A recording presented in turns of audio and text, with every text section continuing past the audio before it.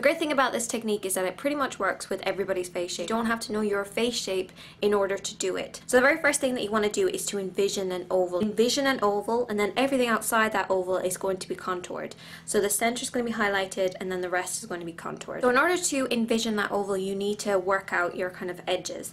So the top is the top of the forehead, the tip is the tip of the chin, and then the sides are the edge of the eye to envision your oval. So you're bringing it down a bit like an egg shape, down like this right here. Now I have kind of an oval shaped face, so that's why it kind of looks a little bit more even. So we're going to start off by highlighting. There's a few different things that you can use to highlight your face. Finding Mr. Bright, and this is by Benefit, and in here you have High Beam, and it is like a cream highlighter. That can be a little bit much, so make sure you only use a very small amount.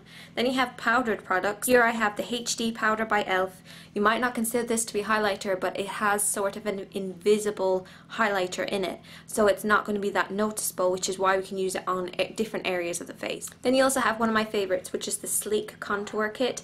This has a really nice highlighter and a matte bronzer. This comes in I think 3 shades, and I have it in light. I'm going to be using the Art Deco powder because it's kind of a light shade. It's an invisible kind of highlighter, which means I can use it on different areas of the face without worrying about too much shine. So I'm going to take a nice big brush. I'm going to take some powder. Start by doing on the middle of the forehead. I'm going to apply a little bit underneath the eyes,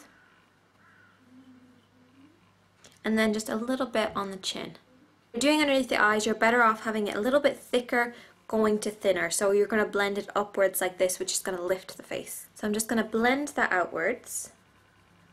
Remember to stay within your oval. So we've highlighted the face, and you've seen the areas that need to be highlighted: the center of the forehead, underneath the eyes, the tip of the chin. You can also place a little bit on the cupid's bow, and that will just emphasize your lips a little bit more. Now you can also place a thin line down the center of the nose or a thick line down the center of the nose, depending on whether you want to slim it off.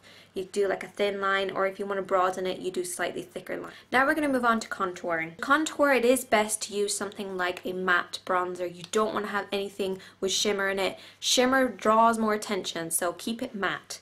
So I'm going to be using the Sleek one, but I would suggest using something that's a little bit duller, because if you think about your face and you think about where the shadow is, it's not like an orangey kind of bronzy look. It's more of like a dull kind of color, and it can be a little bit too warm if you use something that's a bit on the orange side.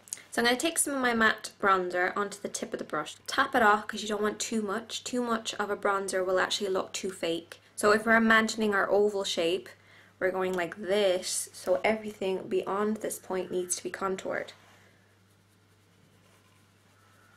You always want to make sure that you really blend your bronzer. If you have sort of a hanging neckline here where you have like a double chin or anything, you can just go right underneath it like that, and that will just recede it and push it back up again.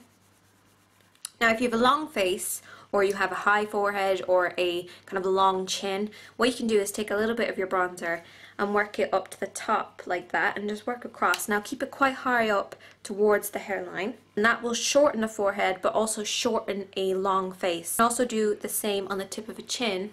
If you have like a long chin or a heavy jawline, just work a little bit here, and if you have a long face, it will also shorten it. So if you have a long face, do up here and down here. If you have a high forehead, just do up here. If you have a long chin, just do at the tip of the chin. And that's it. And then you just have to do the rest of your makeup.